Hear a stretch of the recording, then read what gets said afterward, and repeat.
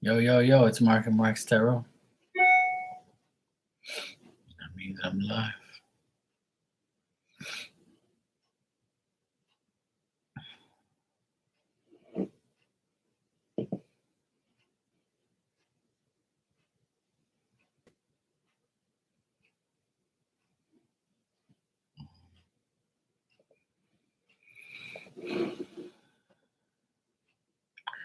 Daddy's here. What's going on? You alright, Becca? I click away for like 2 seconds, go back, all I see is Daddy. I don't know what I'm gonna do here. How did your live go? I missed the end of it.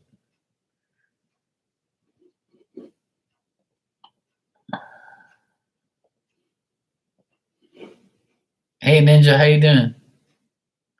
I'm doing good, thanks. I just came out of the pool. I literally just got out of the pool like 25 minutes ago with my nephew. Hey Mario, what's up? I'm either a daddy or brother or I get cold, all sorts of things. It's not easy, man. All's good, bro. All's good, man. Hey Green, how you doing? Yeah, I call back on my little angel and she calls me daddy. I have a name for everybody, everybody's called me something.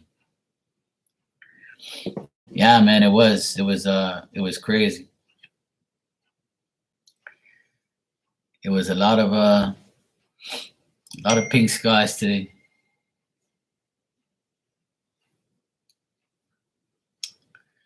It was really cool. And then the sun, I didn't record the other side, but like where the sun was like was setting, like it was good. It was like the sun was setting and it was like right on the horizon, and then the pink clouds was like yellowish. Yeah, it's pretty normal. Yeah. It happens every now and then. I haven't seen it in a long time. That's why I posted the video. But on my Instagram, there's a video from probably last year that I put on there, or a picture. I think I have a few pictures or videos that I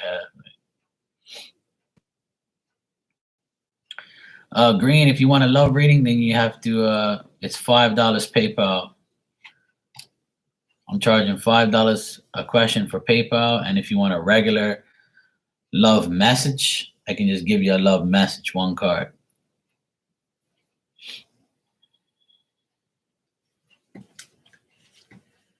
But today's been a good day.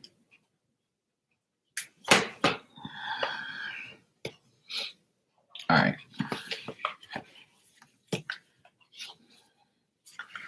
I got the Lovers Oracle today.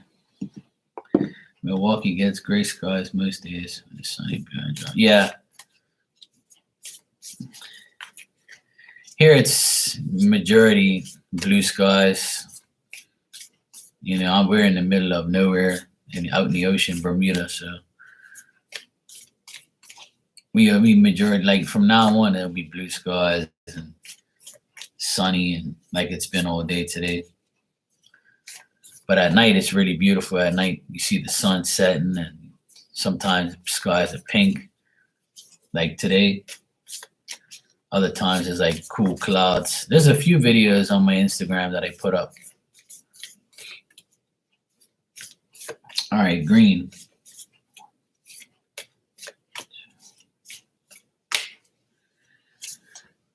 All right, Green, this is your card. And this card says, look deep within your heart and you will feel love. Love for you is as deep as the ocean.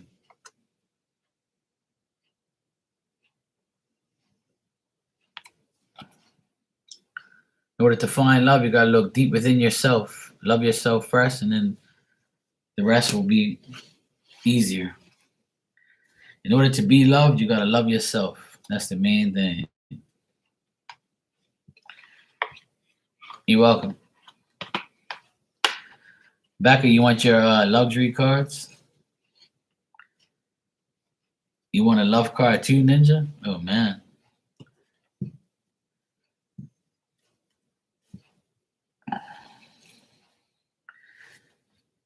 Things are looking up. Ninja wants a love card. Oh man. All right, I'm gonna give Becca her luxury gold cards that she wants. These are love messages too, and then I'll give you a love card too. A lot of love going on around here. Dang.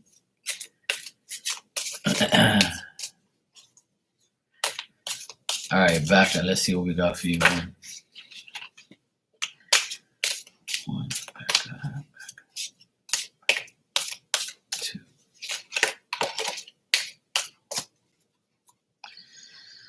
All right. Here we go again. Self-love. I will never forget. Red hot. So somebody thinks you're red hot, and I'll never forget you. And a card that popped out. I don't really take pop-outs, but this card says awakening.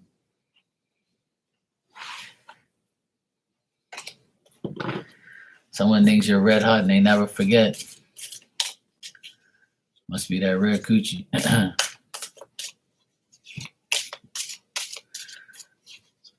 All right, Ninja, let's get you a love card here. All right. One.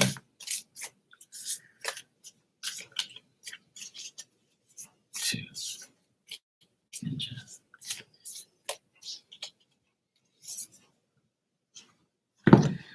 All right, this is your card, Ninja. It's a man and a woman. You and hubby. And it says, wait, exclamation point. Don't rush into it. Allow nature to take its course.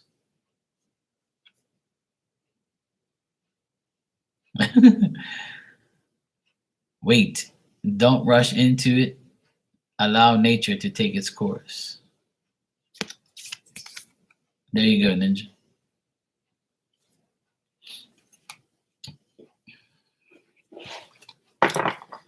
Yeah, I'll pull myself a love card. There you go, Ninja. You gotta hire him all back. Mario, if you're here, bro, you want a card?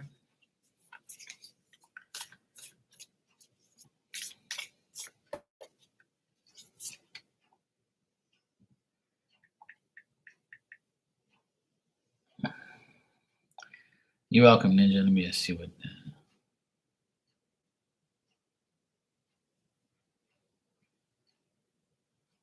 Okay.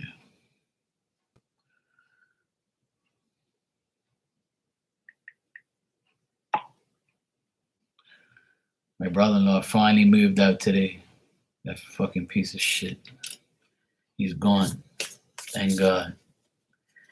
I don't have to worry about him no more. Thank you, Jesus. Yep, he finally left today. He's coming back next week to pick up all. He's getting movers to move all his stuff out of here. So next week, Tuesday, Wednesday, it'll be official. He'll never come back here again. Let the party begin. Hey, Cindy, how you doing? You all right, sweetheart? Good to see you. I'm glad you're here.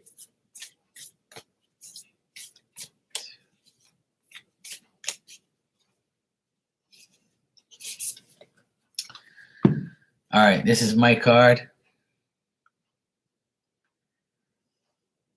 And this card says, acceptance is the key to inner peace.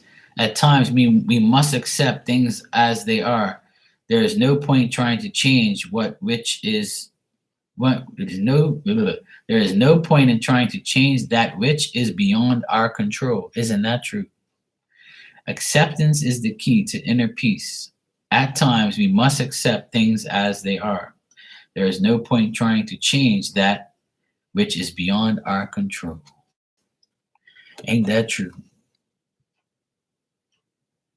That's a good card for me. I needed to hear that. Yep, I finally accepted that people are never going to change. I got what I got. It is what it is. There's no point in trying to change that which is beyond our control. Absolutely. Ain't that fucking true? Cindy, would you like a love card or a message of any sort? Everybody's feeling the need for love today.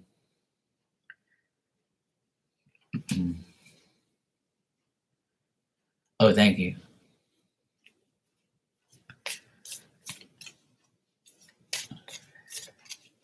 Okay, Cindy.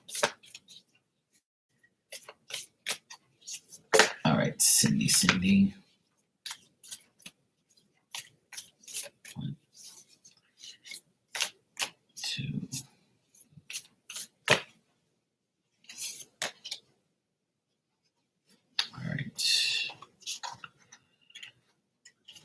All right. Cindy, this is your card. This card says, look inside yourself. Examine what is causing you to feel this way. Look inside yourself. Examine what is causing you to feel this way.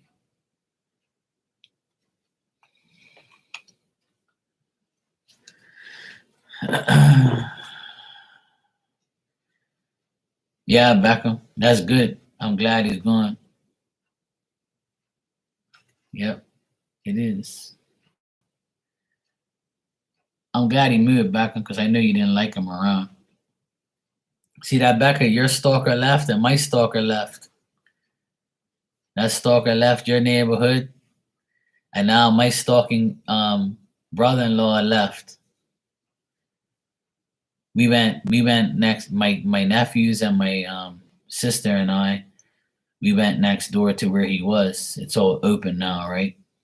Your stalkers. You can be my online stalker. So, hey Mario, would you like a card, bro? Let me know if you want a card. I'll give you one. So we went over there to where he is because there's no cameras now. Everything's gone. He can't tell if we're in there or not. Plus, he took all his personal belongings. It's just like other shit in there. So we went in there, and it was so disgusting how he lived. We were like, what the fuck is this guy doing? Like, there was trash everywhere. We couldn't believe it. I don't even know how the heck people live like that. I have to open up all the windows and doors tomorrow and air that whole place out. It's so disgusting. Hey, Amy, how are you, sweetheart? How you been? Yeah, you got your parking back. You don't have to deal with that stalking. You know. You'll take a love message, bro? Oh, I am. Tomorrow, you know, he smokes, right? He smokes a lot of like cigarettes, and he wears really, really strong cologne. And it smells like he took his cologne and washed the whole fucking walls and carpet, and that's all you smell. It smells like his cologne. It's so gross. When I went in there, I had to like put my shirt over my nose. It was disgusting. I don't even know how the hell he lived in there. It was still, that's how nasty it was. I still can't get over what I saw and what it smelled like over there. Absolutely disgusting. We were all in awe, like looking at this shit, like, what the fuck is this guy doing? Honestly, people are really, I don't know. Yep, just drenched in cologne. So disgusting. That whole place needs to be aired out tomorrow. I can't wait to get up tomorrow and just deal with it. It's disgusting. All right, Mario, let's see what I got for you, bro.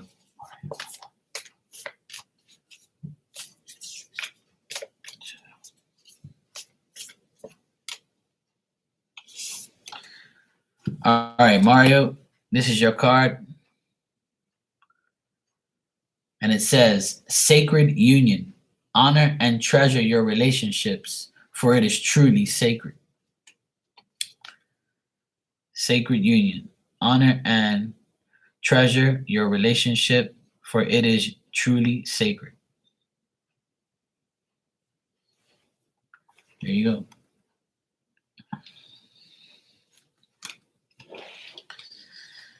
Yep, I'm not the type of person to wear cologne like that. I would put like a little bit of cologne on, and it's like on the back of my neck. I'll go like that and put it back in my ears or something. I wouldn't go. Oh hell no! Like hell, am I smelling cologne the whole time I'm out? I'll never make that mistake. Like that's gross. I can't smell cologne while I go and eat food or go somewhere. Like that's just disgusting. Ugh. Like that cologne stench gets in my mouth and it's like, ugh, it's gross. I just can't deal with it. I can never be like a perfume salesman or a cologne salesman. That's one thing that I don't like is sense of cologne. I don't mind smelling perfume on a woman and all that, but like that shit's gross. Like go get a bath, go get a shower.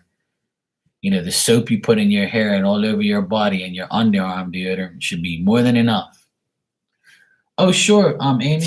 I didn't even know if you were still here. My bad. Sure, you can have a love card.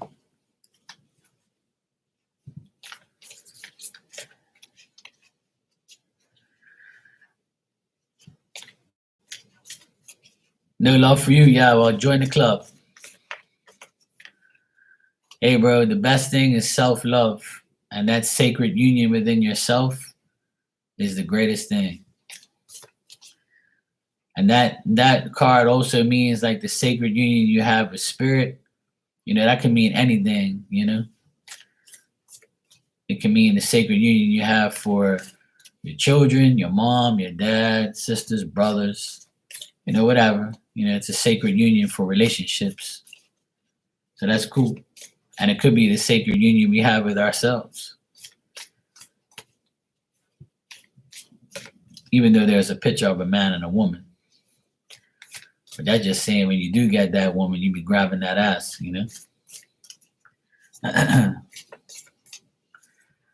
All right, Amy, let's see what I got for you.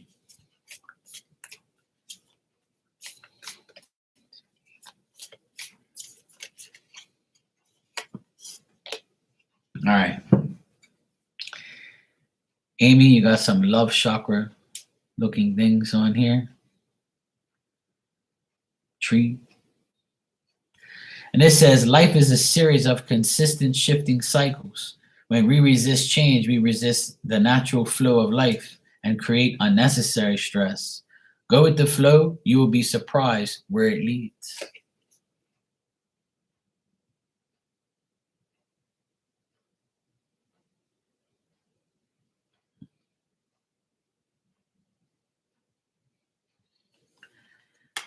There you go.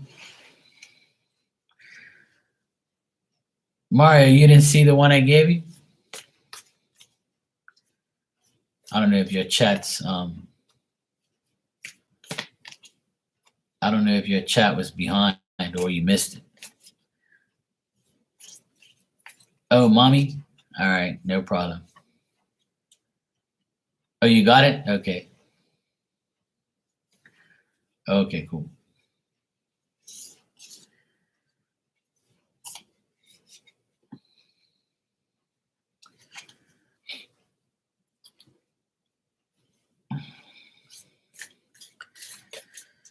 Yeah, that's crazy. It is definitely crazy how everything works out, how spirit works, how things work. Everything's been like clockwork this whole year. Things happen for a reason. Things happen, and like it makes you, some things happen where, life can sometimes be very stressful, or it can be anxiety. You can have anxiety out the yin yang. Like I say, but I think that we get put in situations of worry, we get put in situations of stress as a test, because like I say to many people, the devil and God works constantly to get us on their side. And when God makes good things happen, the devil's always waiting to make bad shit happen. So whoever you believe in, or whoever you get weak to believing or weak to dealing with. So if you feel weak, you feel anxiety, you feel stressful, or you feel like, things aren't going your way, that's the devil poking you. Now, if you're feeling that and you feel hopeful that things are gonna get better, you know what I'm saying? Then things are gonna get better. And then when it does get better and you get all these signs and everything goes right, you're gonna sit there and be like, you know what? See that God is great. I got everything I need. I got everything I want. Everything went right. I got this job. I got this. I got that. So like, don't ever give up on how you perceive life and how you perceive every day that goes by, because you got to have faith in order for it to happen. The more you worry, the more the devil has control on you and your emotions and your life. If you don't worry, then you'll be like, okay, yeah, God's got me, spirit's got me, my mom in heaven's got me, my dad, whoever, like spirit's got your back. You just got to keep believing that. And if you believe it, you'll receive it. I know it's difficult. I know it's hard. And sometimes, we say to ourselves, this shit ain't going to work. Or, I should just give up. And then you just constantly have bad things happen to you. And then you get comfortable to knowing that some dumb shit's going to happen to you. So if you feel that way, then it's going to end up being that way for a long time until you get out of that frame of mind of bad luck. And that's definitely what's happened, like, around me and with people around me this past month. This month is 21 days so far, 3 weeks. The last 3 weeks have been super intense. A lot of people have been complaining and saying things and telling me about stuff. And other people have saying like, things are good, stuff's happening, signs, and it's been nuts. The eclipse, we got the eclipse, the retrograde, all these things happening at the same time. And everybody's like trying to take it all in.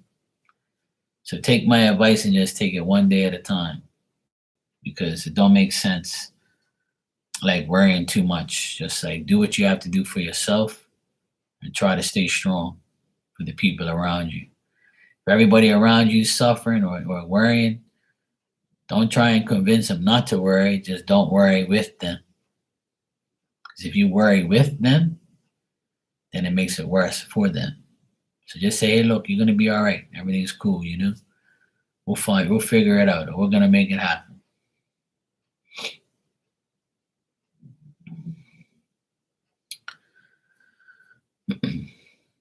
Minji said, how big is the house? This house is huge. It's got like 3 different sections. It's got my apartment, the main house, and then another like bedroom, bathroom, workshop, attic, and garage, all on the other side. That's where he was. You're sleepy weepy? I'm not surprised. Oh, what did Caden get for his reward? I heard you talking about it, and I was like, yay. And then I had to go. I didn't hear what you said, but I heard that little bit that he got a reward or something. Hopefully he got something nice and he had a good day. That's nice to hear, though. Oh, nice. He got stickers and a prize. I used to love stickers, yo.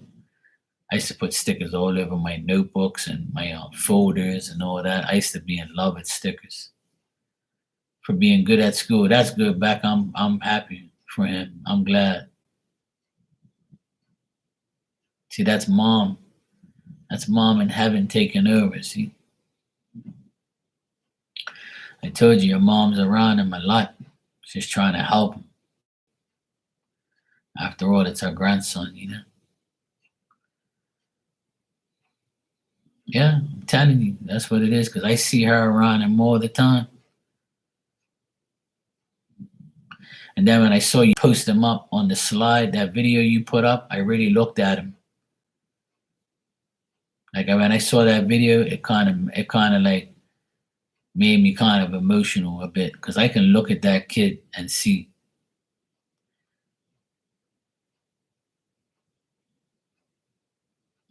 That's why I like seeing pictures and videos of children, and I can read them more. I can read what's on their mind. I can see what's on their mind, or I can see spirit around them or something like that. I always want to make sure the kids are good. Hey, Lorraine, what's up? I think it was the video you posted up, and then he was like on a bench or something. And when he looked at the at your phone into the camera, I can see it. I can see his face. I still got that image in my brain. I'm doing good. Just came out of the pool about half an hour ago. Well, no, not an hour ago now. Time's flying. Hanging out with my nephew. It's been a good day. What did I eat for dinner? I had a Philly cheesesteak and fries. It was good too. A Philly cheesesteak steak wrap. When I read his energy, it's calm. It's nothing like worrying. I just think that he thinks a lot. He's constantly thinking. Like he's at that age where he wants to know why things happen or what was the reason for this or what's the reason for that. I think that he thinks a lot. Like he looks at an item or he looks at something and he might ask you questions. I don't know if he asks you a lot of questions, but I think he asks questions in his mind. It's like he's looking for answers. That's what I get from him, especially where he was. Yeah, curious. That's the word. I think he's constantly trying to figure out why something happens, why something looks the way it does, and like why things the way they are. He's got those eyes that like when I looked at him and I was like, oh yeah, he's constantly thinking. What is his zodiac sign? You can see like he's in a mood to think and he wants to think about things.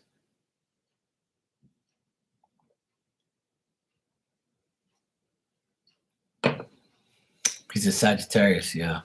That explains it.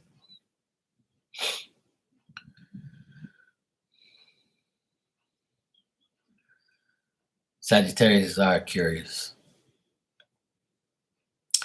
I think that's the word for it. Curious, yes. Adventurous. I think honestly, I think he knows that spirits around him. I think he has that. Children are like they're not really like super protected, so spirit comes to them and shows them things because they're vulnerable to it.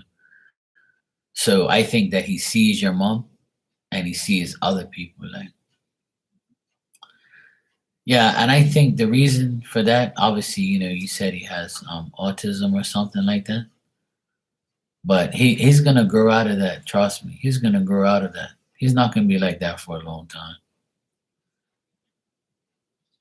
He's gonna like as he gets older, because he's young. See, once he starts getting older, that shit's gonna come out of. It's gonna be like everything is gonna come out of his mouth. You're gonna hear him. He's gonna end up driving you nuts, talking to you. The thing is, he's being helped, and only spirit can unlock that voice box.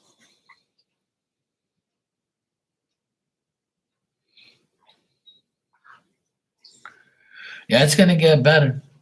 It's gonna get better. He's gonna be fine. He'll be fine. Yeah, he's gonna get better. See how he got rewarded today. Like he got the prize and he got the stickers and stuff. I can see he was really, really happy with that. Like when he got that, he was like kind of like, what? Really? Me? You know, because another thing like Sagittariuses, they love to be awarded. You see what I'm saying? They have this thing. A lot of Sagittariuses like they don't really they're quiet to a certain point when they're mad or whatever. But when they're happy, like they're really like, you know, spontaneous. So he's still young and he'll grow out of that shit. Trust me. He'll be fine. Just keep working on him and keep helping him. The more you reward him, the more he'll be happy and he'll come out of that oomph, you know?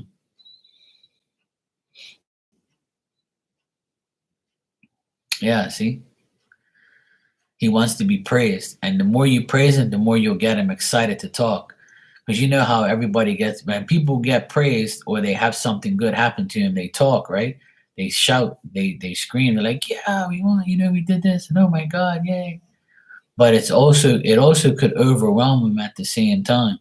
See, so he probably feels overwhelmed, but he also feels like good too. And as he gets older, like I said, he'll understand more.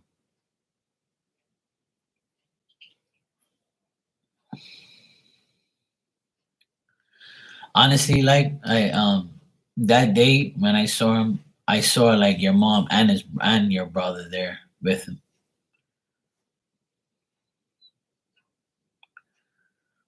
I feel like your brother also plays around with him in spirit and like rolls a ball towards him, and then he'll like you know roll it back, where he kind of looks at him, is like, who's this guy?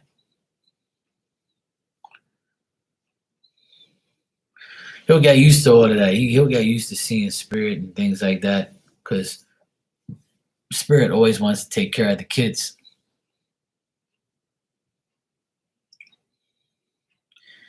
When I the very first mediumship reading I ever got, I don't think I've shared this story before, but I would say when I was 30, maybe 31, I would say maybe 15 years ago, I got my first ever mediumship reading by a lady. Her name was Joanna. And the first thing she said to me when she read me, she said, Mark, you would never believe this, but you have so many children around you.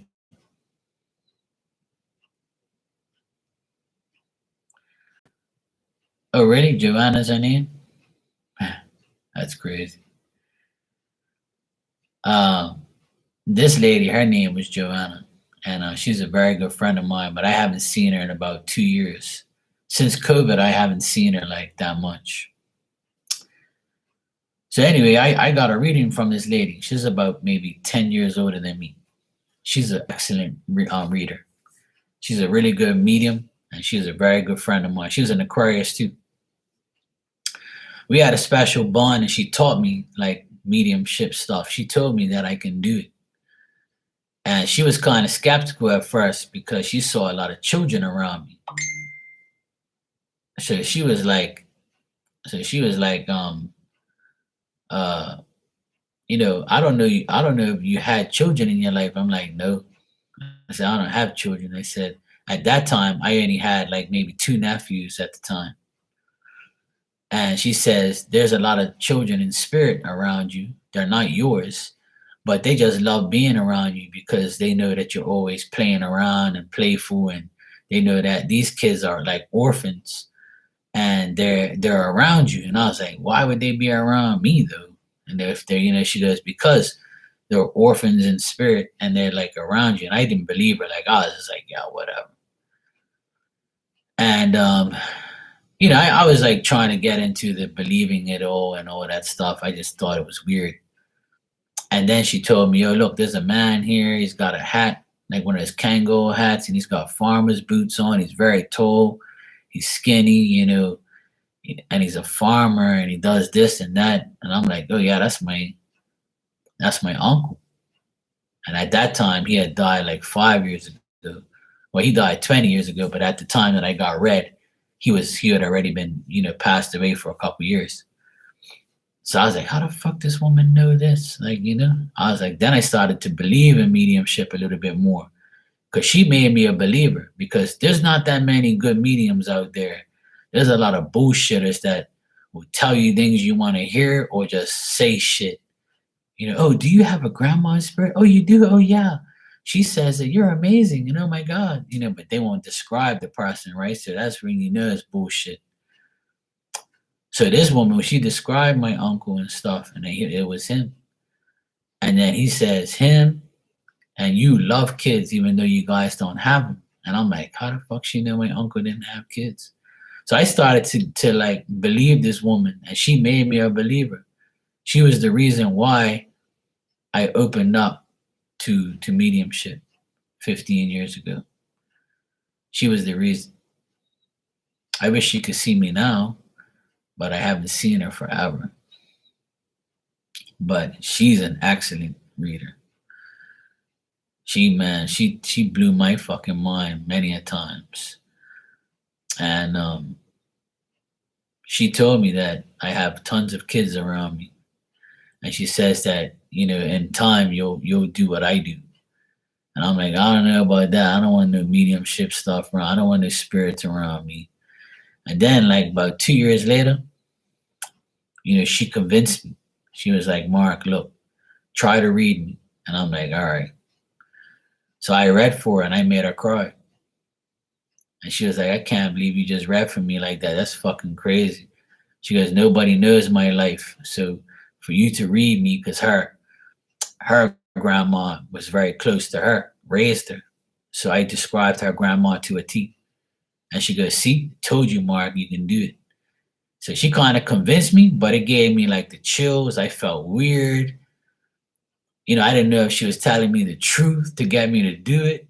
Like I was always not trusting in it, and I never really trusted it too much. It didn't really make sense to me why I'm seeing dead people, and I can describe them and I can talk to them, I can see them. They show me shit. I'm like, this is fucking whack, man. I'm fucking hallucinating or something. But it's all true. Like, I was like, fuck, I can't believe this shit. So I owe her for helping me with my mediumship gift. Like some people have the gift, but they just don't want to be open to it. There's a lot of good readers out there, but they just don't want to do it because they don't want the fame, the glory. They don't want to like, be bothered and shit and go through the emotions and and all that type of stuff. And some people can't handle the mental drain. Some people can't handle like being drained and mentally dealing with people, watching them shit, all that type of stuff. But I've always had a connection with the kids in spirit, always. Even like kids now, I can see that what they see. So it's cool to see. Like that's why I'm telling you, Caden's gonna be fun. And when I heard that in your chat, you said that he got a prize and he won something. I was like, yeah, I knew this is gonna happen. When I saw your mom around him in spirit at the classroom that day, I was like, yeah, good. I was so happy that I saw her with him. And I was like, yeah, see, when I see spirit with the kids, it makes me happier because I know that the kids are being helped and they're not being corrupted by a bad spirit. So when I saw your mom with him that day in the classroom, I was like, perfect. She's got him now. Yeah, I know I will be, but I think I'm the best uncle there is. So that's good. That's good enough for me right now. If I ever have a child, it'll be a miracle and it'll be one of the best days of my life. But I love all six of my nephews. I love other people's children. I have 6 nephews and 4 godchildren. So I have, 10 special kids in my life. Some I see, some I don't. Some I bond with more, some I don't. Some I see and whatever. But my 6 nephews, I love them all to death. I help raise them. The 2 next door, I'm with them every day. Now that their deadbeat father's gone, I'm the one who's has to deal with them and then put them in the right place and make sure they grow into good men. They're good boys now. and just keep going and try and help them as much as I can. So even if I never have kids, I won't, be sad or anything like that because like I said, I feel like I already have kids. And everybody else's kid. I love everybody's kid. Kids aren't at fault for the things that go on in their life. You just have to guide them in the right direction and make them feel happy and just do what you have to do to help them advance in life. And that's it. It's not the kids' fault. It's the parents' fault for treating them like shit and not, being attentive to them. But usually kids that grow up with a single parent are usually the ones that are the strongest because they're the ones who go through the most shit. So it's interesting to see how people grow up and see what people gone through. Like your situation, Beckham. Um, not seeing your mom and growing up without her. That's shitty. That's a fucked up situation. I would never want to be in that. But that's it's made. But you're a mother, and you have your child, and you're going through, what you're going through. But at least you're doing what you have to do. Yeah, I mean, I can never imagine. I mean, I still have my parents alive. My dad's going 80, and my mom went 77 in January, and I'm watching them deteriorate every day, and it's not good. Like, I don't like seeing that. And I try to do my best to help them, but they're very stubborn, and I argue with them a lot. And I can't change them. I never will change them, and they're never going to change. But I'm trying to, like, keep them, uplifted, upbeat, and do stuff for them so they don't have to like deal with shit. But it's a task because they live that back in the day life, and I just like say, what, Mark, just leave them alone, just let them deal with it. They'll learn, and they don't learn. But I try to do my best for them as much as I can.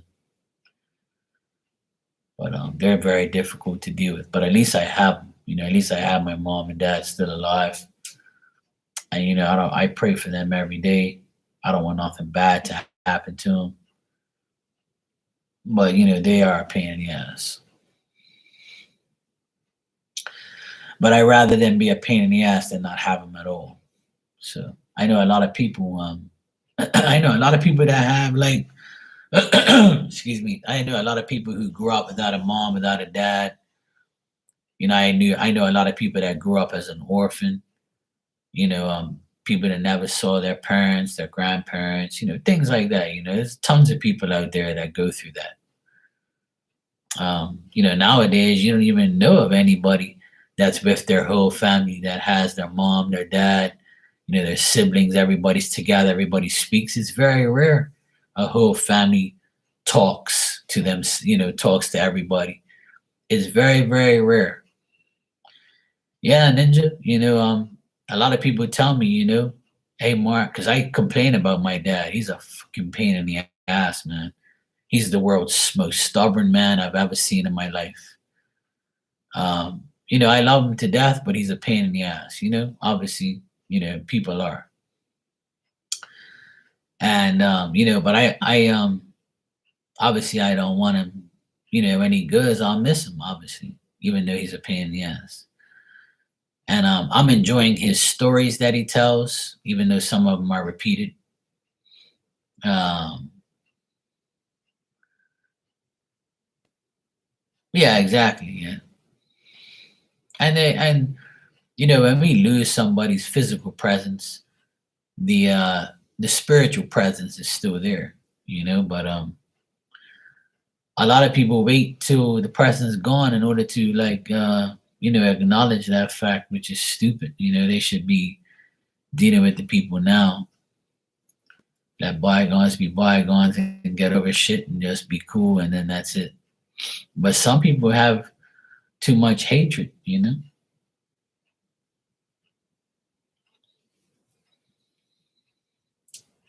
Yeah. Family is very difficult, you know. Some people hate their family, some people love their family. Some people side with certain parts of their families. It's crazy, man. I can never imagine, like, I mean, I don't really speak to my all my brothers and all my brothers. I have one brother and two sisters. I speak to my youngest sister. Me and her are best friends. We live in this house together. But my oldest sister, she's still a selfish bitch. And my brother, he's the same way. He's a selfish asshole too. And they only care about themselves. They don't care about my mom and dad like I do and like how my sister does. They don't give a shit. You know, they're just weird like that. They're just selfish people that just don't get it. But I can't change them. But I can change what I do for my family. You know what I'm saying?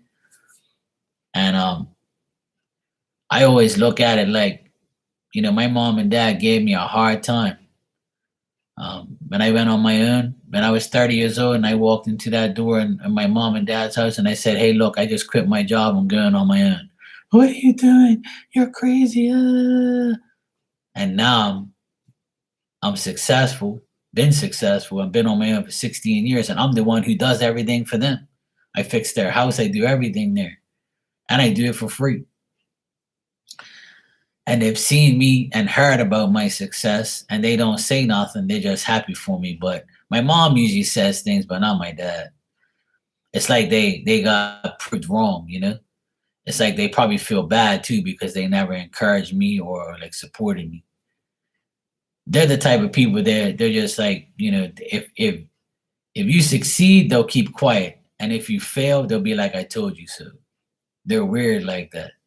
It's not a malicious or bad thing. It's the way they are. It's the way they are. So I can't change my parents, but I don't grudge them for it either. I just don't really care.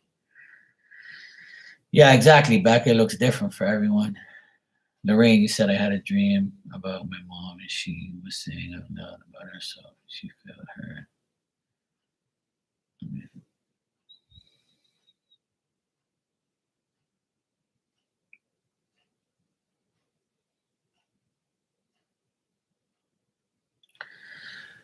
Well, that's the thing. And that's why I tell people, you know, sometimes it's good to just be on speaking terms. If you're on speaking terms with people you can't really adjust to or be around, that's better than not speaking at all. And that's exactly what I did on Christmas. You know, I went to my oldest sister's house, and her and her husband. I don't really speak to them, but I speak to my nephews. I walked in the door, "Merry Christmas," you know, blah blah blah. How's everybody? Cool. Yep. Ate my food, had a good time. At the end, I said thank you, and I left. Easter was the same thing. I walk in, "Happy Easter, how you doing?" "Okay, cool, whatever." When I left, "Thanks for having me, I appreciate it, bye." I'm the bigger man. Because she would have never came to my house, or she would have never came around me because she lives a grudgeful life. You see what I'm saying? So I always prove to her that I'm the better person, even though you're the one who done the damage. And then she has the nerve to say that me and my sister won't be able to live here because the house is too big and we can't handle it. But it's okay for her to handle her house and her area with her husband, and it's okay for them to handle it, right? So she looks down on me and my sister all the time, and I just laugh. When I didn't hear her say it because she wouldn't dare say that shit to me, but she said it to my youngest sister, and she's like, "Are you sure you can handle that?" "Oh, well, me and Mark's gonna handle it." "Oh, but you and Mark, blah blah blah." It's like I love people who doubt me and doubt my sister and doubt, like, oh, because you got an education and you got a better job or more money than us doesn't mean you're gonna survive better than us.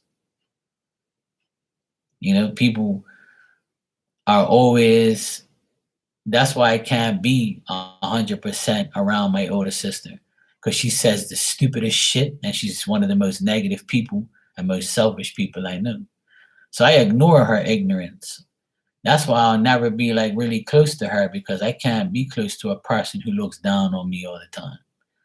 Like, fuck you, you ain't better than me, or because you got a better job, you don't have a better life. You're not nowhere near as happy as I am. But she don't know that, see. But I'm about to prove her and everybody else wrong. But I love doing it. I love making my haters pan. I really do. But it's all good. I don't even have to do it because I know who I am at the end of the day. I don't give a fuck what people think about me. They can kiss my ass.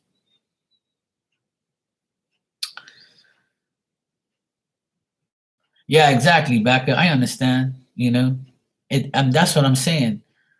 That's why I just said what I said. I can't associate with my older sister or my older brother because they're too toxic.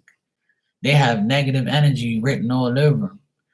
And when I'm not around, she'll diss me indirectly to my younger sister and say, "Oh, you sure, Mark, and you can handle that house?" Do you know who we just got rid of? We just got rid of a person who's the biggest idiot in the world, and he wasn't paying bills around here anyway. So if I'm around here doing what I have to do, then how are we gonna fail if we got rid of the failure?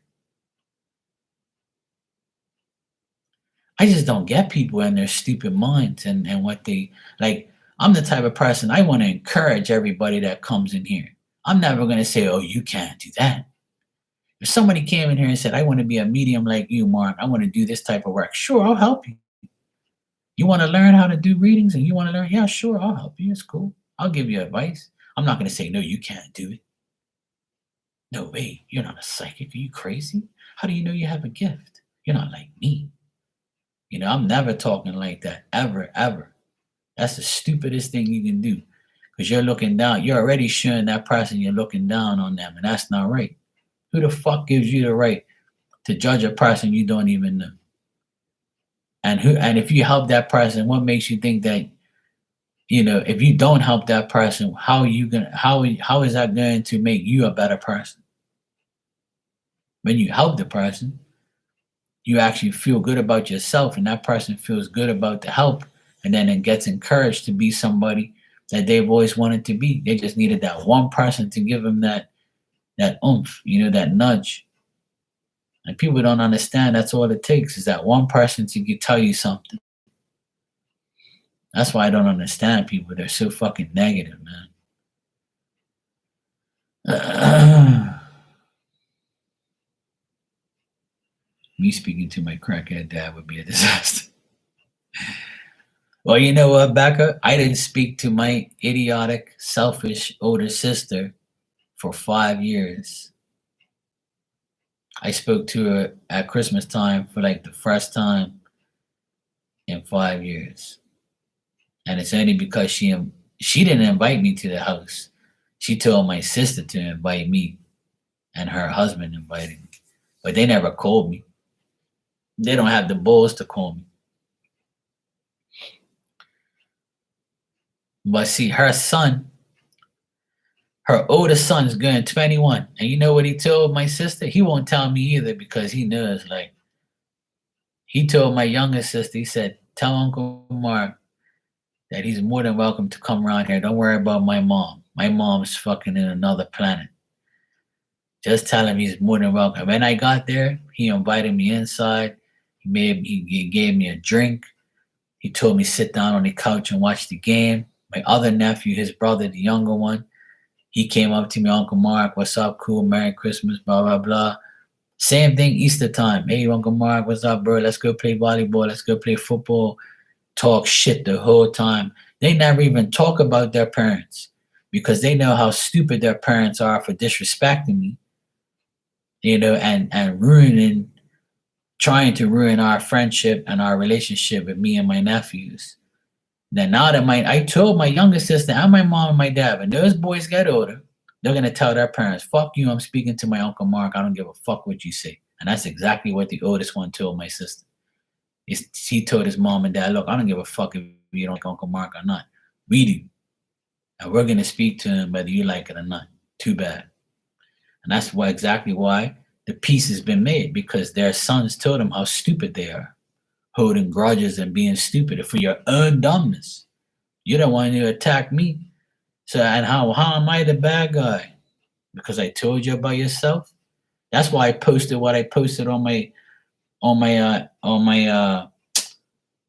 Instagram today.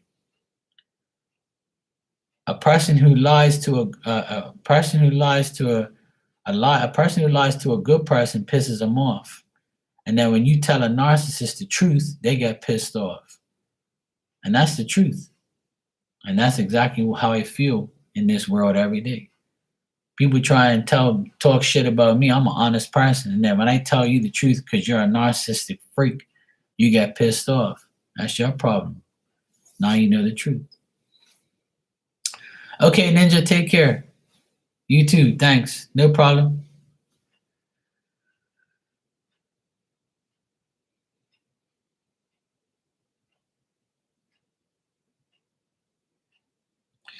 Well, Lorraine, that's that you had to do that for your own well-being, and that's exactly why, and that's the good thing that you did that. It's hard disconnecting from real family members, um, but I proved that I don't need them. I don't need my brother, and I don't need my older sister. I don't need nobody in my family. Fuck them all if I have to. I don't care. Family to me is family. It's just like a person. Or because your family doesn't mean you're obligated to deal with them. When you get to a certain age, you say to yourself, "Fuck you, I don't care." It is, and everybody realizes. See, I'm the one who speaks up in my family. Everybody else stays quiet. And I told my parents, I told them, I said, "I'm not having family gatherings no more. That shit ain't happening." I said, when I want to get together with you guys, it's gonna be me, you, my sister, and my nephews, and that's it. I'm not inviting my other sister and my other brother. I could care less about them. You know. I told my mom and dad, I'm not dealing with them. If you want to deal with them, you can invite them to your own fucking house. Not me. They won't be coming around here. Because I don't want that type of energy around me. And everybody goes through it. And don't be afraid to cut off family, and don't be afraid to tell somebody, look, I don't speak to my mom or my dad or my brother or my sister or my uncle, my nephew. Who fucking cares? Everybody goes through it. You're not obligated to absorb negative, toxic energy, no matter who it is. There's people out there who never speak to their family again, and that's okay. There's nothing wrong with that. It's life.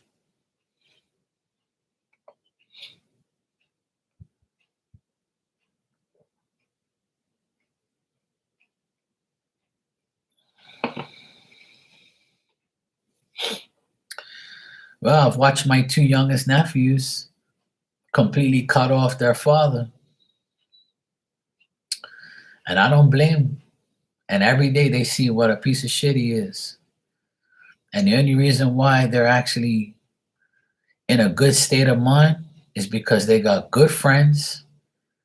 They got a good side of me and my sister's family is the good side.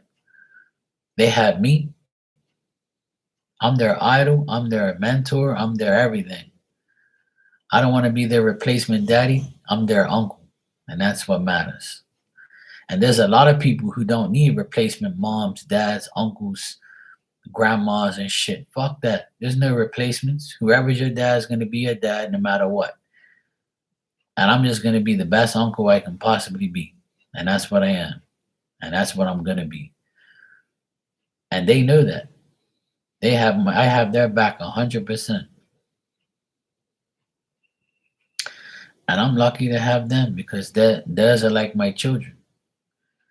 Some people who don't have children, like myself, who love kids and love children, I don't need to have children now. And that's what holds me back from being in a relationship because I already have these boys and it's like I have my own family now. I'm good and have had forever. You know. That's why I'm not even really in a rush or even really looking for a relationship, because as long as I have those kids and those boys and then my nephews and my mom and dad and my sister, I don't give a fuck about nobody else. I don't care about being with a woman that's going to end up destroying my life. Been there, done that. And I'm not saying that everybody gets into that situation. There is real love out there. There is real people out there. There is real relationships that can exist and be strong and be happy.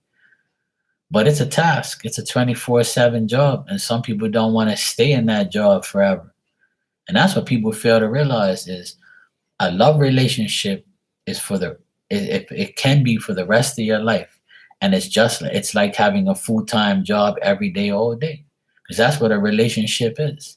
A true love relationship between a man and a woman is a full-time job. It's that simple.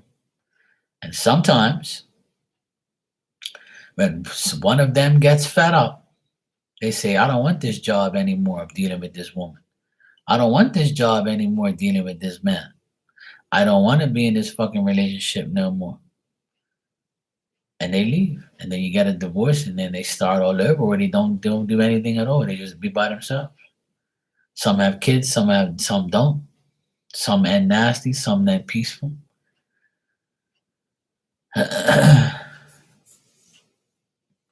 Oh yeah, I know. But I choose not to get myself involved with anybody because I don't see anybody right now that's worthy of my love. That's the difference. I know I'm worthy of love and I know I can be loved and will be loved. And I don't always look at it as love relationship a negative thing. It's just that it's so hard to trust somebody. And then when you continue to develop a relationship with someone and it doesn't work, and you find yourself repeating that cycle over and over and over until you get to a point where I am, where I'm tired of dating, I'm tired of trying. One day, I want a woman to come to me and say, hey, look, I like you, I want to be with you, we've dated, let's get to know each other, let's take things slow, let's do what we have to do, I don't want to be the one that does it all the time. I'm sick and tired of that. So I can just wait on the sidelines, and if that day comes, it comes. If it doesn't, then it ain't gonna happen. So I'm always willing to be loved and to love. I'm always ready for that, but I'm not ready to be dealing with bullshit and drama and Young and the Restless episodes. I totally get that not everyone's like that, but majority of the people are. That's why it's so difficult.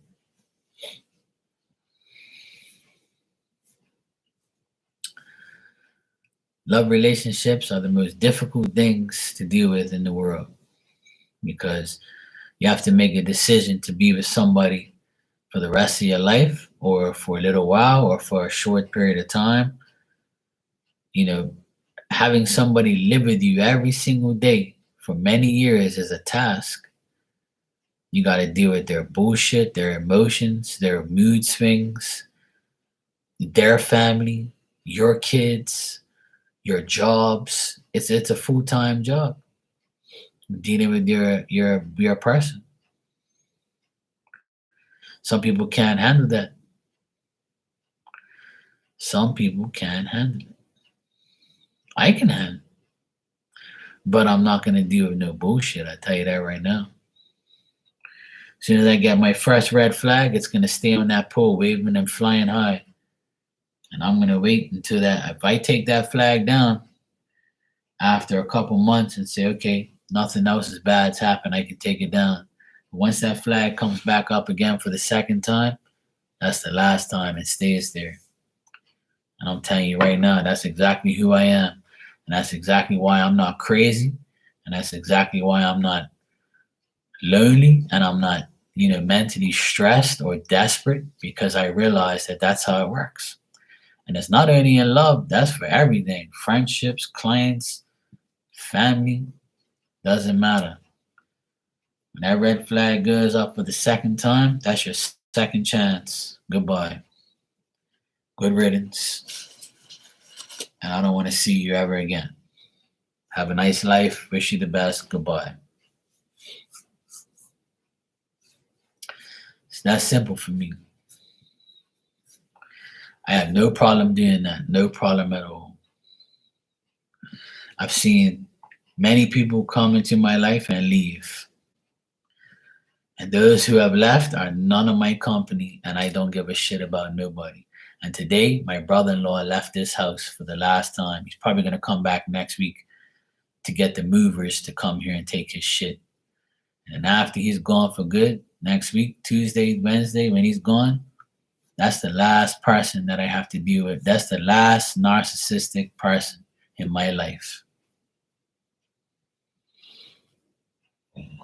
That's the last person that I have in my life right now that is a narcissistic bastard and has been bad to me for the past couple years.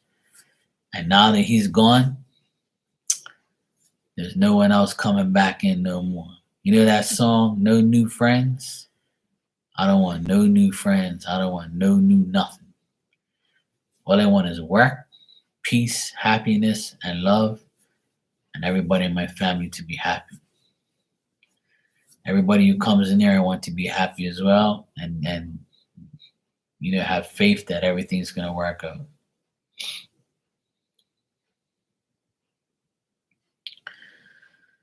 And that's the end of the game. Once you get everybody bad out of your life, you're good to go. Musk and Sony, will my love miss me or not? I don't know. Ask them.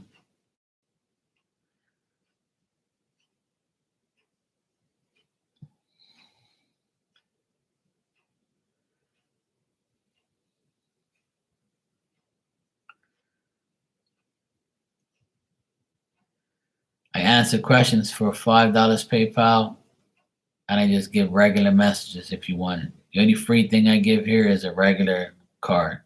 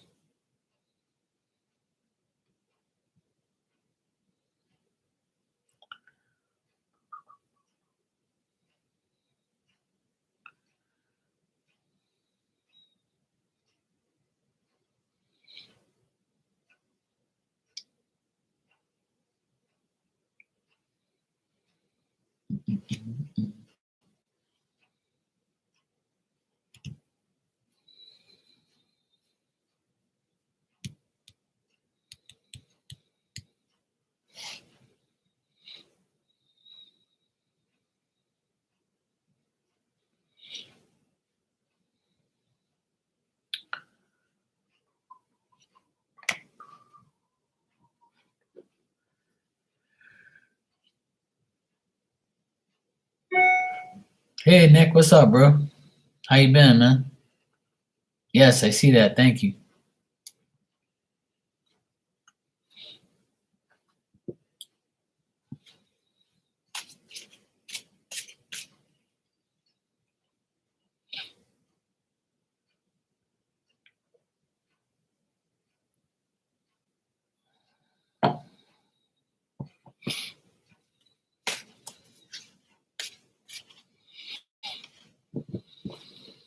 What would Spirit like you to know at this time?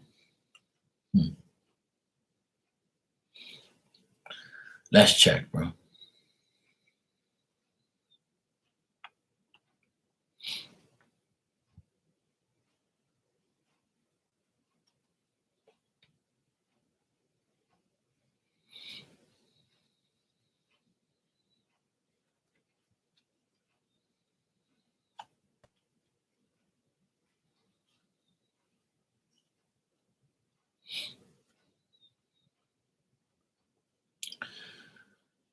You know, Nick, I don't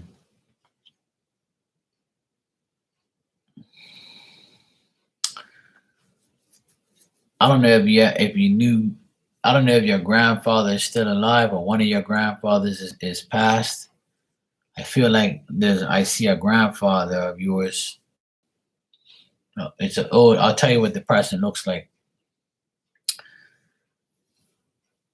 They have like salt and pepper hair, but like kind of like half bald and half hair on each side. And he's wearing like suspenders and a long sleeve shirt and some pants. And he's telling me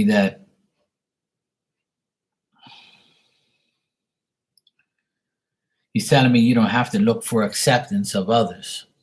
Just look for the acceptance of yourself. And he's saying that, don't short sight yourself, don't be ignorant. If you don't understand people, then it's not meant for you to understand. And he's pointing like this, and he's saying to me like, don't argue with anybody. If you're uncertain about people's advice, then don't take their advice. It's better just to take the advice and not to argue with them. And he's saying like, release yourself from like all the things you're attached to, and break away from those things. Break away from like controversy or like lack of understanding people, and begin to understand and be enlightened by what you see is fit for you. He says, don't be selfish, and allow spirit to help you. If you're asking what spirit wants you to know, then allow spirit to help you. That's what he's saying.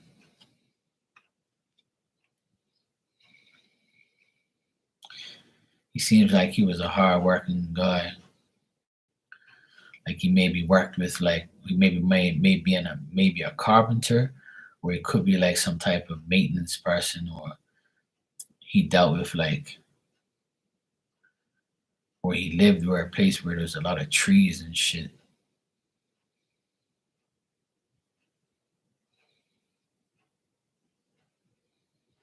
He says that there's someone that might try to deceive you, so watch out for that. A man who might try to deceive you. Don't be tricked.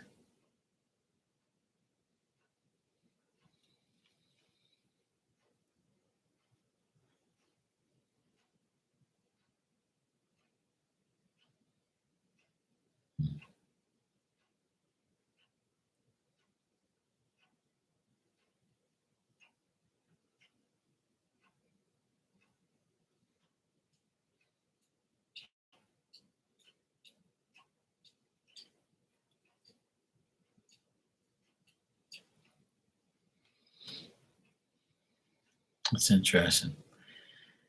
I can see him at a place where he's eating soup, and he's got like a towel like on his like shoulder that he wipes his mouth with, and then he eats. He's at like, looks like a diner or something like that. I don't know if he like owned the diner or he went there to eat.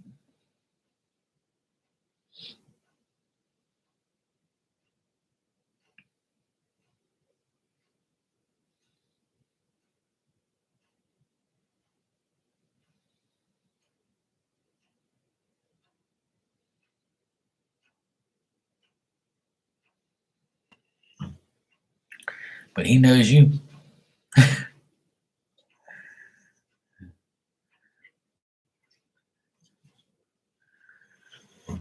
Yeah, even if you don't know him, it doesn't matter. He's just there to help you. He's trying to give you the message.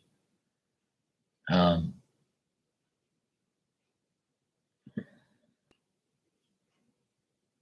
it looks like he's your dad's dad or something like that.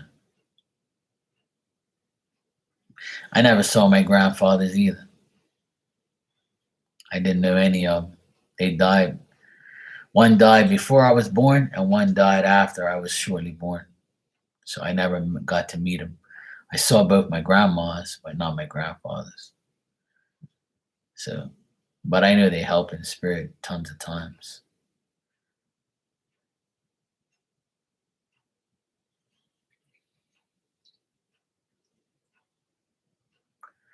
But the main message there is to not he's saying that you're gonna be tested by people or by a person or by a man.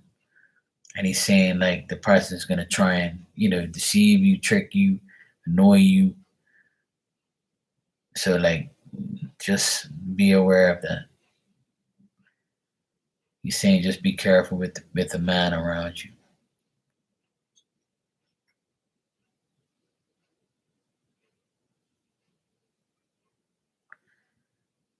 He says the guy's got like dark hair and it's slicked back,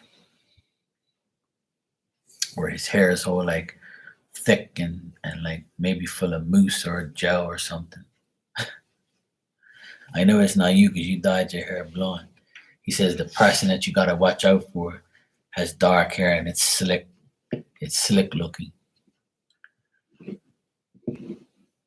He says he doesn't like the guy. It's interesting. I don't think I've ever gotten spirit message from you before. I can't remember. But being that you asked, that's what you got.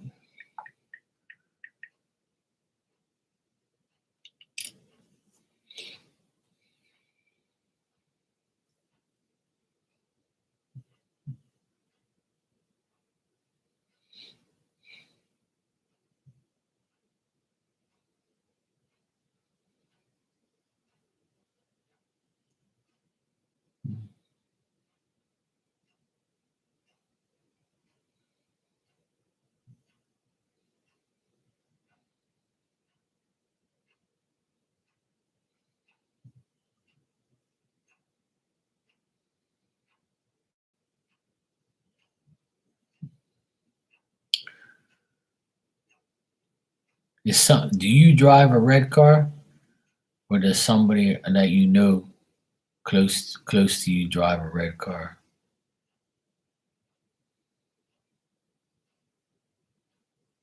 I don't know if you're still here.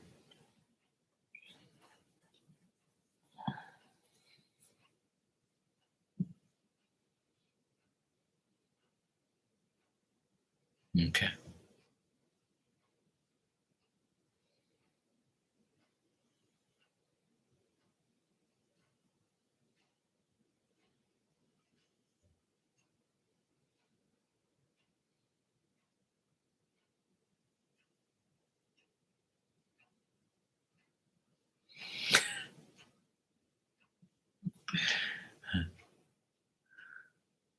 I'm not expecting you to. I'm just trying to tell you what I see, what he's telling me. Spirit shows me a lot of things. Yeah. But like he's showing me like a person in a red car. So I mean it could be him. It could be like a person around you.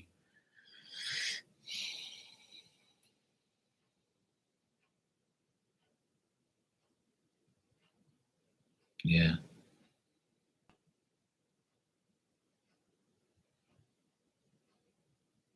I don't know, maybe that I'm getting the message because you might see that person. Sometimes you'll be like, oh, look at that person right there. Oh, look at that. Look, they're in that fucking car. Or you might see the person go to the car. So it could be significant in the future, or in the next couple of days. If you don't drive a red car, it's somebody that's in a red car that you got to watch out for. That's his way of explaining who it is. So let's say if you have, your car in the parking lot and you happen to see a person get into a red car and you'll be like, oh, it's that fucker right there, or that person was talking shit to me, or that person was this or that, or now I see what car they drive. So that's going to be of some significance. So just remember that.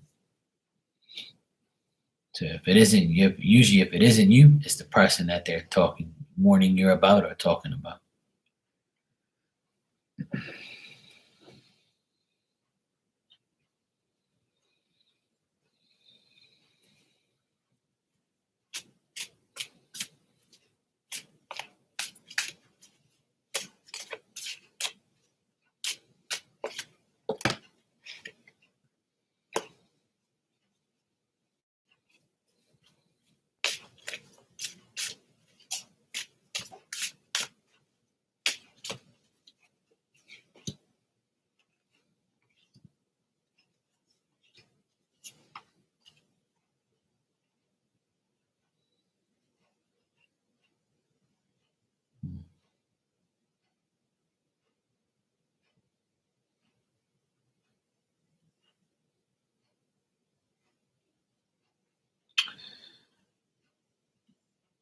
Could be somebody at work.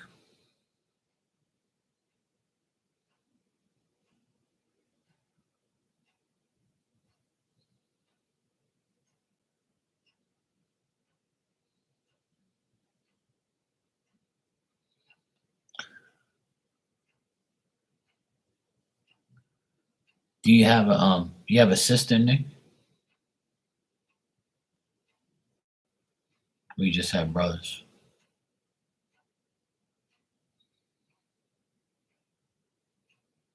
No sister. I remember you said you have brothers.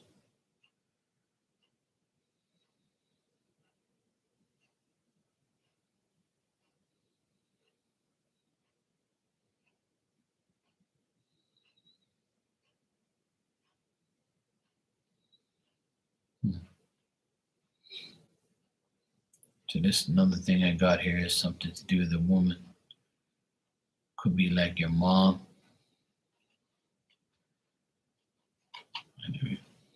I'll be here all day trying to figure out what your grandfather's trying to say. But from what I see, it's a man that he wants to warn you about. Now, when I pull cards, it tells me something different.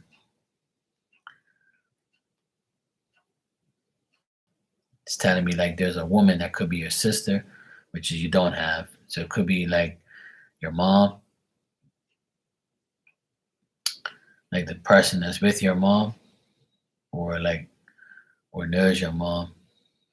Could be somebody to do with them, and it could be to do with could be to do with that.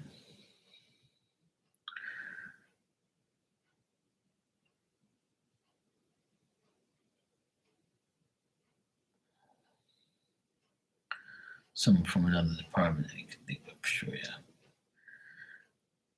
Yeah, it could be, but it might not be. Yeah, just keep it in mind, this, because sometimes the messages they give is for like, for the next couple of days or something like that, or it could be of some significance in the next coming days. It'll make sense eventually.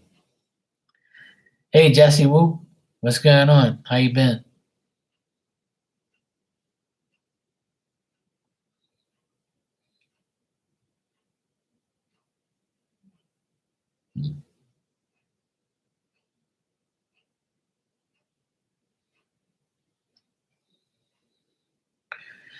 But the good thing is, Nick, is that your grandfather's around you in spirit, so he's trying to help. Yeah, Jesse, all's good. This has been a great week of good news, finally. And today, my brother-in-law left the house for good because my sister and him is getting a divorce. So the divorce has probably got like maybe a month or so left, and he finally left here for good. Welcome and good riddance. So I'm free of negative energy. Now I'm always pregnant, but nothing comes out. You know, I'm pregnant 24/7, but my belly remains the same. It just doesn't go anywhere.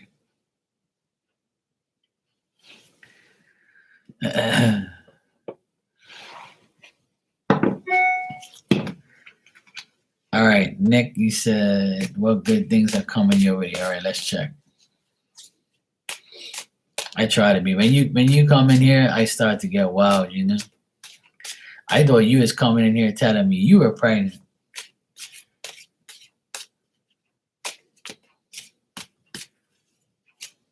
I thought I was gonna be an uncle again.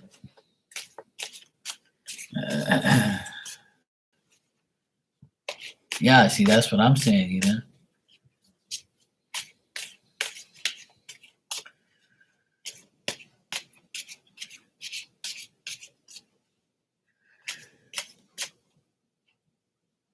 Oh my God!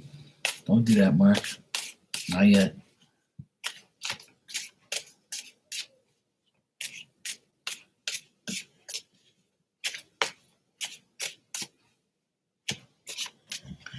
Look at my dog. Look. She's in the background making all these damn noises. She just finished going, like she's over dreaming and shit.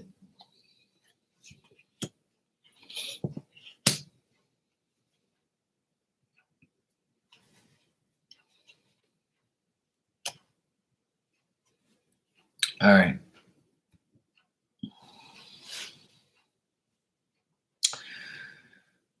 All right, Nick, you said what good things are coming your way? Well, what you really want, I don't see is going to happen. But what I do see is you'll have prosperity. Like you'll have enough money, you'll have enough work, and you'll have things will be good for you in that sense. Um, and that's the only thing that I really see being good. Um, and the reason why, the only way good things are going to come to you is if you let go of the past, try not to make it always difficult, try not to be depressed or like feel like a certain way because you're not getting what you want. See, the good things that are coming your way depends on you. It depends on your mentality. It depends on whether or not you can give up the past, whether or not you can put your state of mind in a good place instead of a bad place. It's also saying you can be happy because you have your finances straight or your money's good, but that doesn't mean that you should go out and waste money to be happy or corrupt someone with money to get what you want.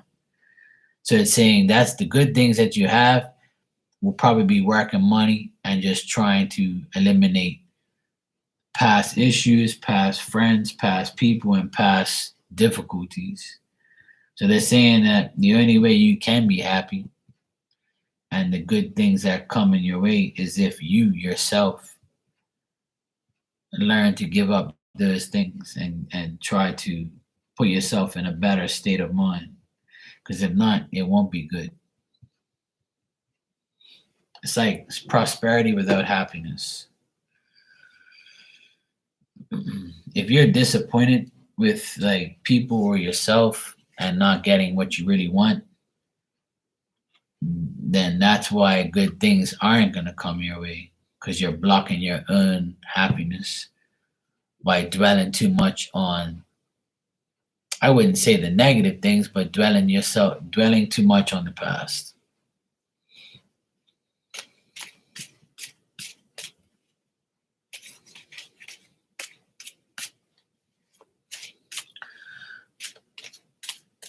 Not yet, Jesse. Next.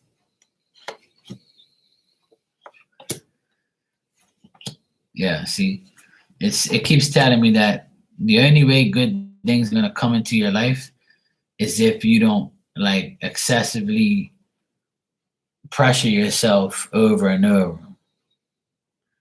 Like this is saying don't be selfish. You know? It's saying don't be selfish, accept the fact that, you have the knowledge you have, but, it's saying you got to give to yourself in order to be happy. So, what Spirit's telling me, Nick, is this. You've got to sit there and ask yourself, what makes me happy? And whatever your list of 5 things, write down 5 things that make you happy. And go get the 5 things that are on that list. And if you do that, that's a start of good things coming to you. But only you can allow those things to come to you if you move forward and you do things for yourself. I got 3 cards there out of the 6 that I pulled for you. And it says selfishness. And that doesn't mean you are selfish. That means be selfish for you. You've got to be selfish for yourself, if that makes sense. And what I mean is do things for yourself that only you benefit off of, not somebody else. Nick's got to take care of Nick in order for Nick to be happy. And then once you do that, you'll be fine. Then good things will happen. See, they're saying you're blocking your happiness, you're blocking your goodness. So, in order for you to get what you want, you have to deal with it. Yeah. It's the right way. It's what they're telling me.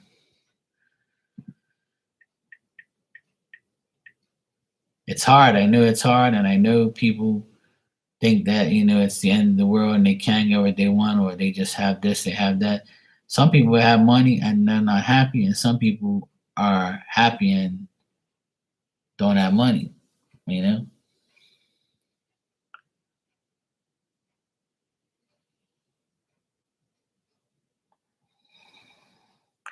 Yeah, because you always do things that benefit you and somebody else, but you have to benefit yourself. That's why I got this, too much selfishness in the cards. It's not saying you're selfish by not giving, because you do, but you got to give more to yourself. I had to learn that the hard way in the last few years.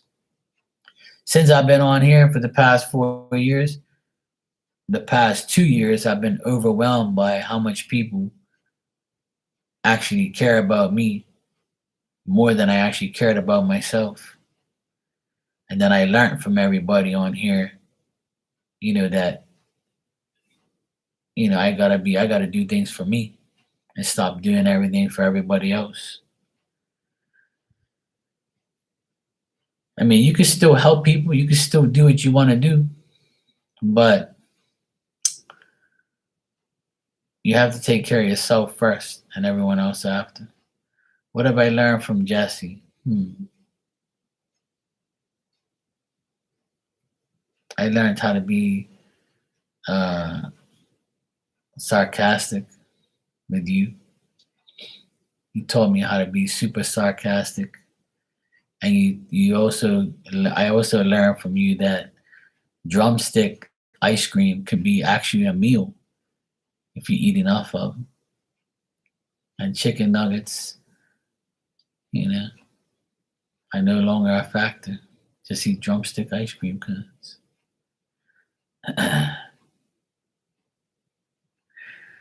And that food makes you happy.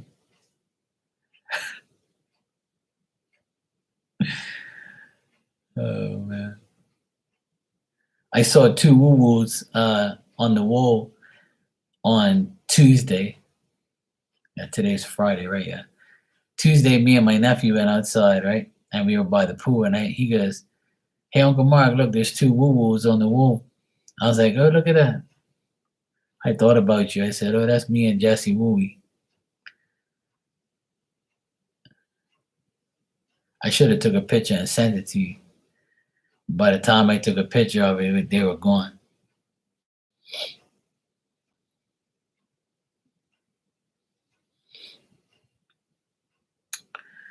So yeah, Nick, I would say do that, man.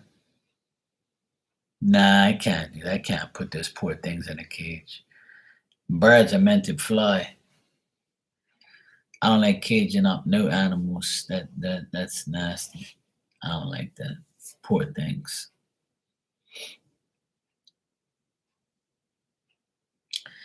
This dog, right, that I have here, she used to sleep outside because she hated coming inside. She used to sleep outside underneath a porch on a bed or in like this little box, and she was perfectly fine. Sometimes when there was like thunderstorms, we'd put her inside just for a little while and then kick her back out because she didn't want to be inside. As of last year, I kept her inside because we had a big renovation here and she couldn't stay outside. So I took her inside. And just now, before I left outside, she was all curled up on her bed outside underneath the porch where she usually sleeps before she came over here. And as soon as she sees me leave, I'm like, "Bye, see you later." And she's like, "Yeah, fuck that. I ain't staying out here. I'm going with you." And she'll come right in here. She'll go right to her bed and boom, She'll go sleep.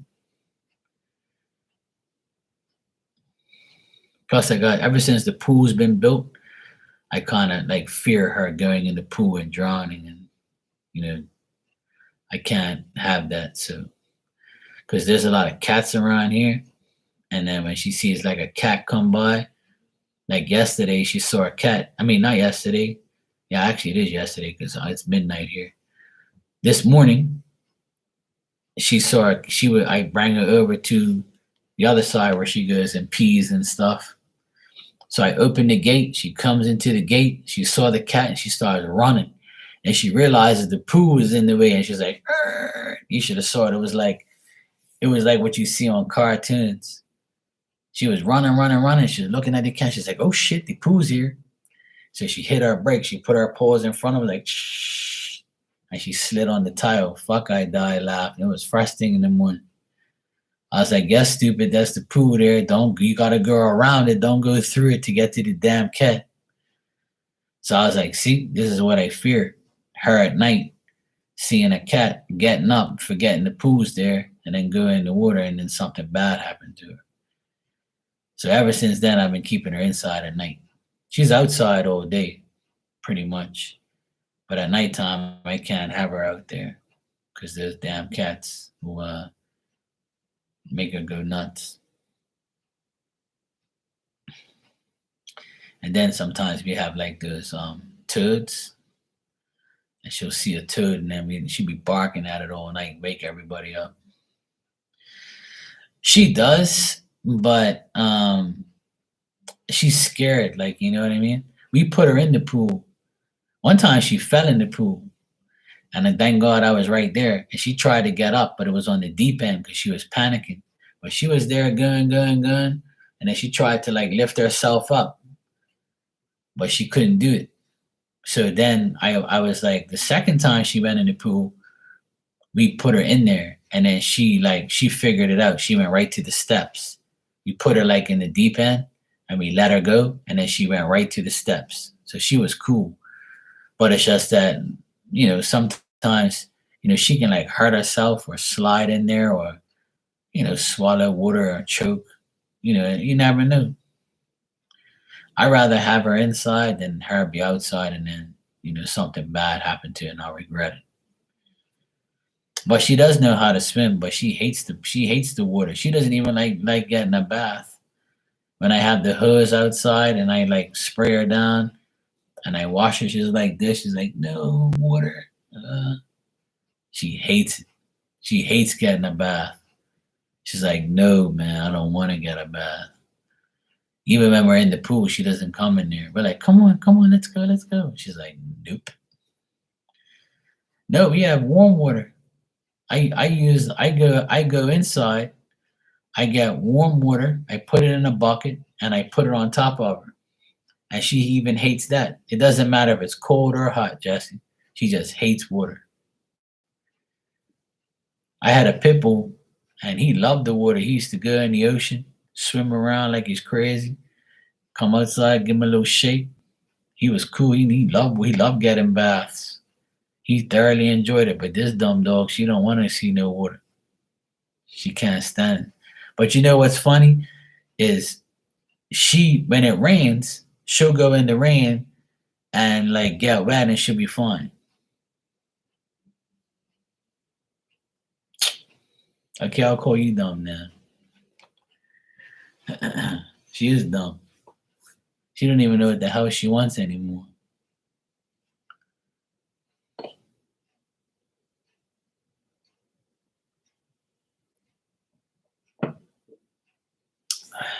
I knew you would laugh. See, this is what I learned from you. See, look at her. Look.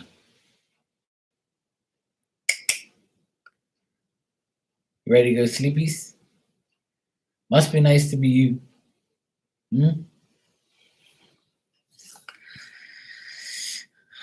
Anyway.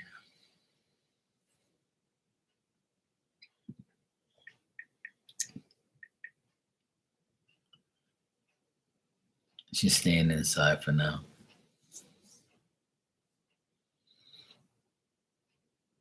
Imagine being a cat. No. I love cats. My mom had about at least 7 cats in our lifetime.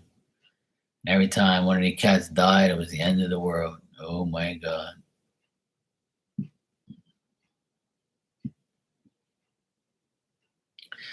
My neighbor next door, he's got 3 cats. And we had like we have 2 pots with beautiful plants right outside the main door. And once the plants got big, the next day we came, we was like, what the fuck's wrong with this plant? It looks like someone sat on it. The plant was all squashed. So then we got cameras, right? And right after that, we saw the neighbor's cat, this big fat gray cat. He went to the plant and he sat in the plant, on top of the plant, in the pot, and slept there all night. I'm like, you mofo, you destroyed this damn plant. And you sitting, and he been on both of them too. One day on one day he'll be on the other. I said, yeah, I'll fix you. So what I did, I was like, yeah, I'm sick and tired of you squashing my plants and sleeping over here. You got your own damn house. So what I did, I got some plastic forks, and I put 4 plastic forks in a circle in the middle of the pot where the plant is.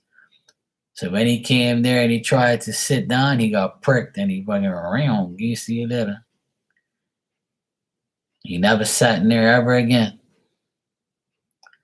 I got rid of him. He sat right on them forks. And then he got the fork out of here. Now the plants are nice and pretty. They're growing nicely, and I don't have to worry about them being squashed no more. Go sleep somewhere else, not on my damn plants.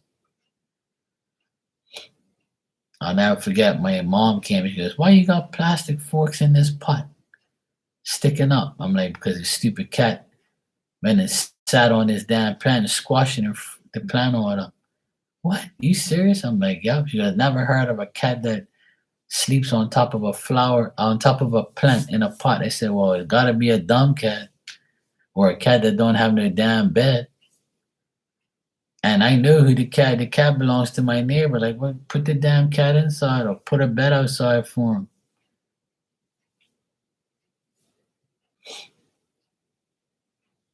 We never been there ever since. Gotcha. Damn cats.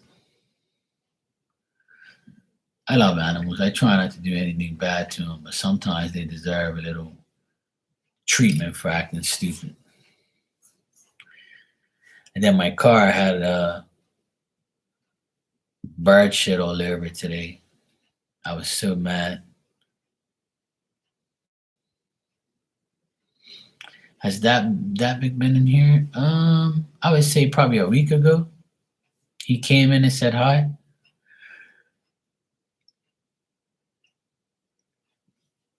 I say about a week ago he came in. And before that was when you were in here. Probably just over a week ago. But I believe last Sunday he was here, or Sunday gone. He came in real brief. Yeah.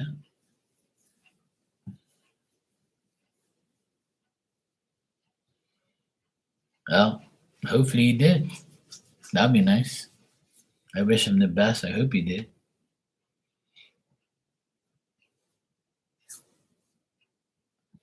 Maybe.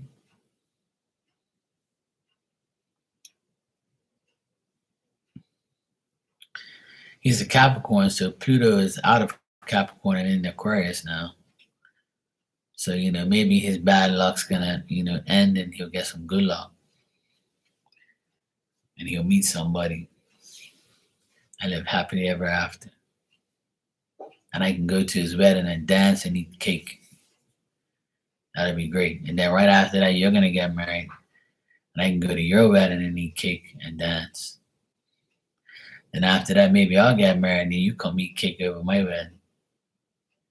and dance. Then I'll wake up tomorrow and realize it ain't gonna happen.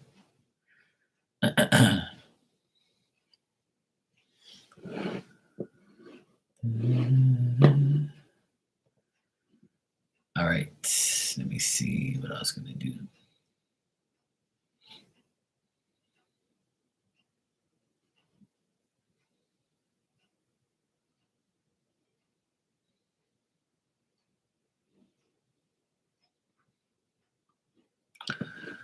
All right, I'm gonna get out of here.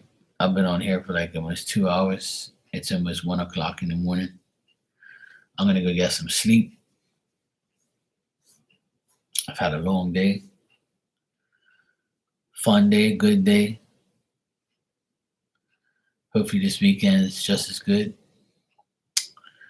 Jesse, always a pleasure. Always good seeing you. Take care and good night. And I'll see you next time.